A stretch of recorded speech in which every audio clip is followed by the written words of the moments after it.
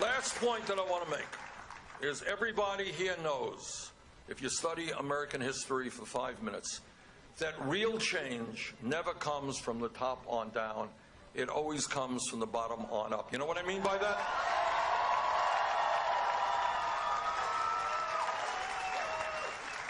If you stand around and you moan and you groan, my wages are too low, I can't afford health care, I'm deeply in debt, you know, getting ripped off here and getting ripped off there. But you just stand around and you moan and groan. That's what the ruling class of this country wants you to do. But when you stand together and demand change, you got power.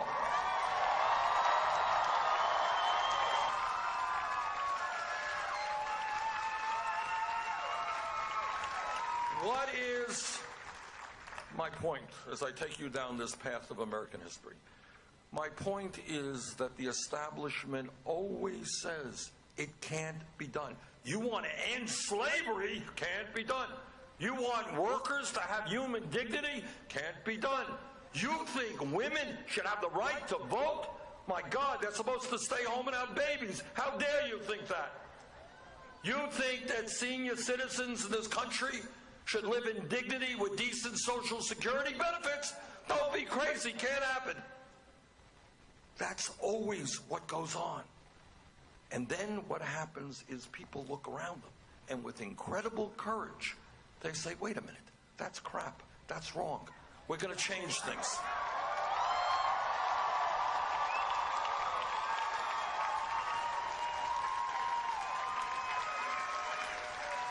And that's where we are today. Nothing that I have said to you today, none of the ideas that I brought out, I have to tell you, are particularly radical. They're not. And in fact, virtually every idea that I brought to you is supported by the vast majority of the American people. But what the system wants to do is not debate that issue. Should all people have health care? Should we rebuild our infrastructure? Should we raise the minimum wage? Should we make sure women get equal pay for equal work? Should we deal with climate change? Those are not the issues that the corporate media or that the establishment wants us to debate, because we will win that debate.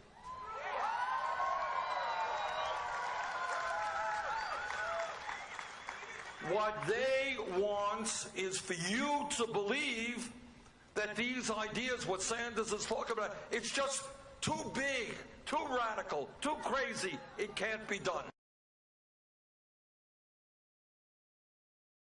Listening to Pope Francis, who talks about a moral economy.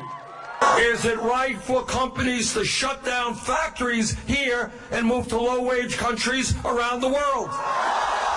Is it right for multinational corporations to make billions in profit and in a given year pay nothing in federal taxes? Is it right that we are the only major country on earth that does not guarantee paid family and medical leave? Is it right that our infrastructure continues to collapse while many of our people are unemployed? Should we be the only major country on earth not to guarantee health care to all people as a right? Should young people be denied the right to get a college education because they come from low-income families? Well, guess what? That's exactly what the American people believe. Everything that you have just said is what the American people believe. And they're looking around them and they're saying, you know what, something is not quite right. It is wrong that I've got to go out and work 3 jobs and almost all new income and wealth goes to the top 1%. It is wrong that we maintain a broken immigration system. It is wrong that we have the highest rate of childhood poverty of any major country on earth. Once we begin thinking about those issues, once we begin understanding that if we come together, if we do not allow the Donald Trumps of the world to divide us up, there is nothing that we cannot accomplish.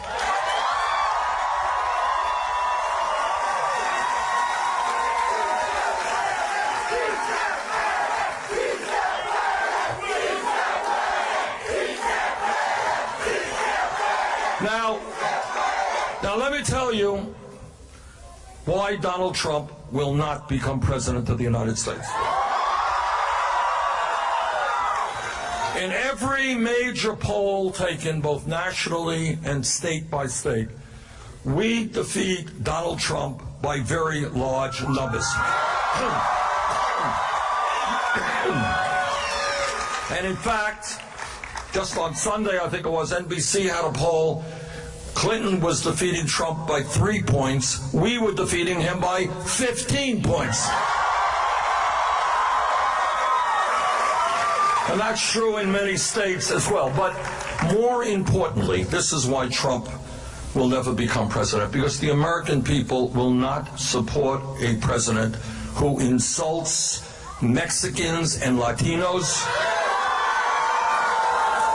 who insults Muslims,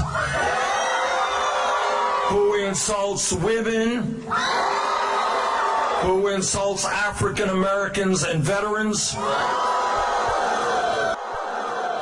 The American people understand that we are great as a nation because of our diversity. I'll bet you that in this room,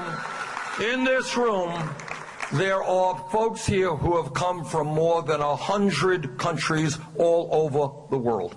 My family came from Poland. Some of your families came from Mexico. Some of them came from Italy, from Ireland, wherever it may be, from Africa, wherever it may be.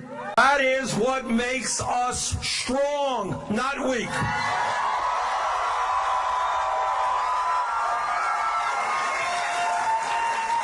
And we understand that at the end of the day, bringing our people together always trumps dividing us up. And the American people understand what Trump does not. And that this nation is great when we support each other. When your family is in trouble, my family's there for you. When my family's in trouble, you are there for us. That we do not allow veterans to sleep out on the street or children to go hungry.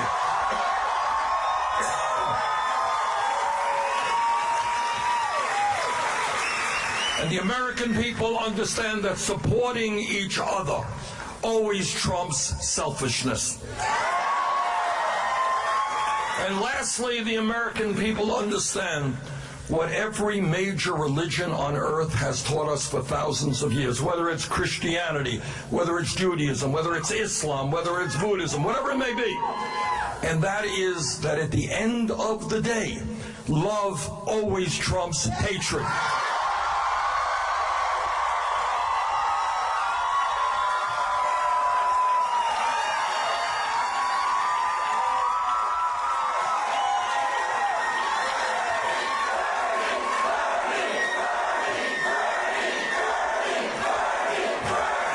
Sisters, on June 7th, there are going to be 6 primary elections across this country. The most important is right here in California. There are 475 delegates up for grabs. That is far and away more delegates than any other state in this country, because California is obviously the largest state in the country. Now, this is what I have learned throughout the campaign process. We win when voter turnout is high. If we can bring out a large voter turnout on June 7th, we are going to win here in California and win big.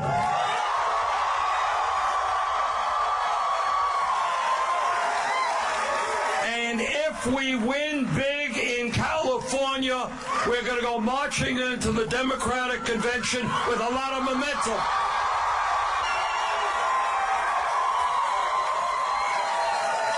And if we go marching into the Democratic convention with a lot of momentum, we're going to march out with a Democratic nomination.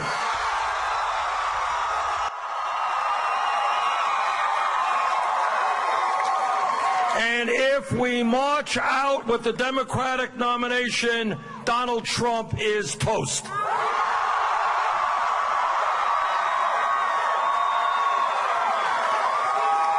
So on June 7th, please do everything you can to come out to vote. You can vote early, get your family, your co-workers to vote. Let us show the world that this great state of California, one of the most progressive states in America, is going to lead the political revolution. Thank you all.